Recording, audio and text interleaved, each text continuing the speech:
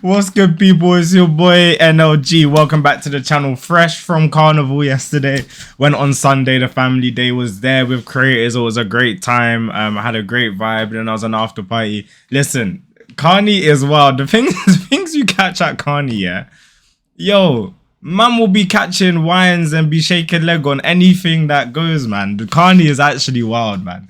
The lobby is crazy. I always say the lobby is crazy. If any of my gamers out there, I'm like, this is genuinely some GTA lobby, bro. Like, Carney, anything can happen. You can obviously tell my voice is gone. But look, Carney was a great time. Shout out to everyone that I caught there. Sorry, just readjusting my setup. But shout out to everyone that I caught at Carney. It was a great time. Had some Arsenal news today as well. I hope my voice is not too gone. But I wanted to speak about the main news of today. It is not this guy shaking down trees at Carney. First things first, we got news, unfortunately, on Bukayo Saka. Breaking. So he's set to miss 3 to 4 weeks with a minor hamstring injury. Obviously, we saw him clutching his hamstring as he went down. And it's good for Arsenal. The international break is coming up. And Odegaard could make Anfield on Sunday. So look, good news for either.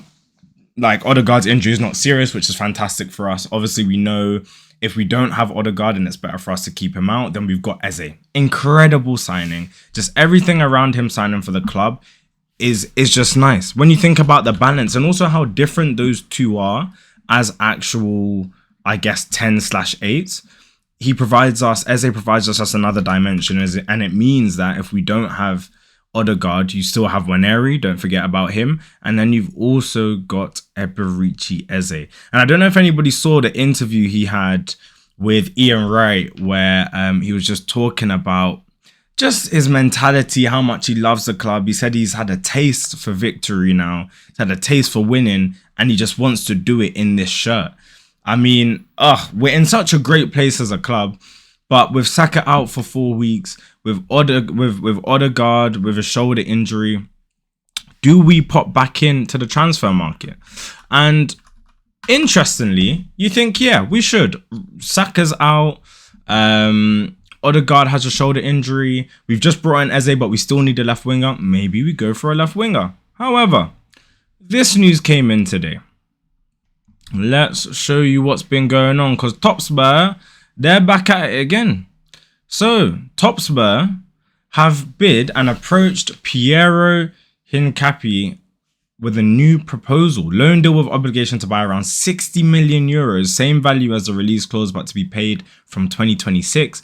Hincapie wants to leave Bayer Leverkusen, and Hotspur also started discussing personal terms. Now, this was 4 hours ago. And in complete, I don't know what's going on with Arsenal. They clearly woke up on the wrong side of the bed, and we've chosen violence.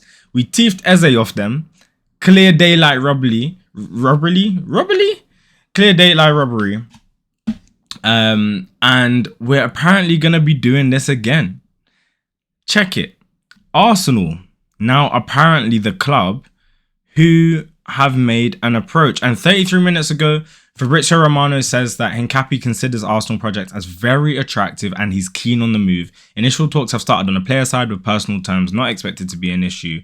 No bid yet, as Kivior, Porto and Zinchenko exits are important to be a part of the domino.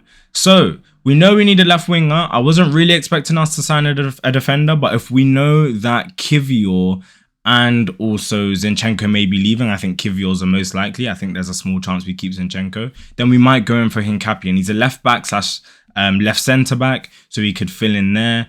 I haven't seen too much of his game, to be completely honest, or any of his games, so like I don't know what kind of defender he is, but I'm hoping he's actually a proper left back, like sturdy, that can fill in at left centre back, because I think Calafiori's a left centre back who can do an okay at best job at left back. Zinchenko is a midfielder who's not a good left back. And then Skelly is really good going forward. He's solid defensively. He had a bit of a tail off at the end of last season and pre-season / beginning of this season. But still, you can't doubt Lewis Skelly. He's such a top player. But yeah, I think we need somebody who's just a pure left back. So I'm hoping Hincapie can be that for Arsenal. But can we do another coup and take another player off Tottenham and go run up and G-check them and steal the player? Well, let's see. We'll keep following this one, so we might be getting in a new defender. 60 million euros though. That is quite expensive. And does that stop us from making a move from the player we've been linked with all window? And even my friends, my boys, they've been bantering saying, you lot will never get Rodrygo. Maybe not. And it's probably more unlikely than it is likely. However, yesterday, Rodrygo actually got a start in his match. Can't remember who they played, but he was seen throwing a tantrum. He came off roughly at 60 minutes, and he was seen throwing a tantrum on the pitch. It did not look good. This was him dashing his water bottle down. I really did say water bottle. He was dashing it down. He was having a strop. He was not happy, and Xabi Alonso said, yeah, he's happy with him. Like, he's, important to keep all players, all of that kind of stuff. Here's the quotes from Xabi Alonso. He basically said, he played a good game. I liked him and I'm happy. He's one of us. We need all the players this season. The question is, will the club think that if Arsenal can put a bid in, look, go and get him, go and get a loan if you need to. Go and get a loan if you need to. I think getting him through the door will really complete this window and make it a 10 out of 10. Then we know the kind of depth. Looking at Arsenal's squad on the bench, the way we were able at Leeds to bring on Mascara, Dauman, Waneri, Trossard. Like, there is quality and depth. I think last season there was depth, but not much quality. If we can add a Rodrygo, if we get Hincapie, we're talking about quality and depth. And that's the kind of thing. Eze this season, we've also added. That is the balance you need, knowing that injuries are going to be a definite certainty for Arsenal, probably more than other clubs. We just have something going on. We need both of those things to ensure we go far. So look, that's the news. Odegaard set potentially to be back by Anfield. Saka's out for 4 weeks, 3 to 4 weeks. It's good we have international break after Liverpool, but 3 to 4 weeks. Eze's Ian Wright interview, which looks super good, and Arsenal are in for Hincapie after Tottenham initially approached the player. Will we get Hincapie? Apparently he's happy with the Arsenal project. Can we get Hincapie and get Rodrygo before the end of the transfer window? 5 days left. It's going to be an exciting thing to watch. But listen, people, if you're out today at Carney, enjoy Carney. You know the vibes. But yeah, man, protect your voice out there because mine has disappeared. But listen, people, I'll catch you in a little bit. Peace.